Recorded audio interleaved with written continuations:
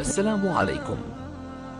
لا تنسوا الإعجاب بالفيديو والاشتراك في القناة تشجيعا لنا لنستمر بنشر المزيد إن شاء الله.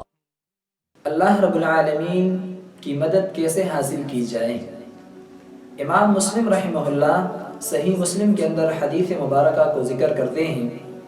سید الفقہاء حضرت ابو ہریرہ رضی اللہ تعالی عنہ بیان کرتے ہیں کہ جناب محمد رسول اللہ علیہ السلام نے ارشاد فرمایا، واللہ فی عون العبد ما کان العبد فی عون اخی، جب تک بندہ اپنے بھائی کے مدد میں ہوتا ہے اللہ رب العالمین اس کے مدد میں ہوتا ہے۔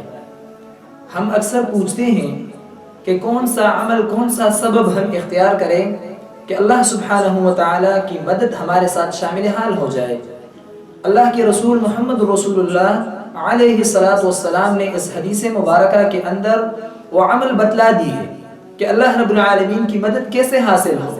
اس کے لیے مختصر عمل یہ ہے کہ ہم اپنے مسلمان بھائی کی مدد شروع کریں۔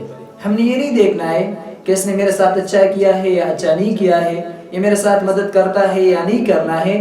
اگر ہمارا سوچ یہ ہے کہ اللہ رب العالمین کی مدد ہمارے ساتھ شامل حال ہو جائے تو اس کے لیے ضروری یہ ہے واللہ فی عون العبد ما کان العبد فی عون اخی، جب تک ایک بندہ اپنے بھائی کے مدد میں لگا رہتا ہے اللہ رب العالمین اس بندے کی مدد میں ہوتا ہے۔ اللہ رب العالمین سے دعا کرتے ہیں کہ اللہ رب العالمین ہمیں مسلمانوں کے ساتھ مدد کرنے کی توفیق عطا فرمائے۔ اللہ رب العالمین ہم مسلمانوں کو قرآن اور سنت کو سمجھنے اور اس پر عمل کرنے کی توفیق عطا فرمائے۔ ھذا ما عندي واللہ تعالی اعلم بالصواب۔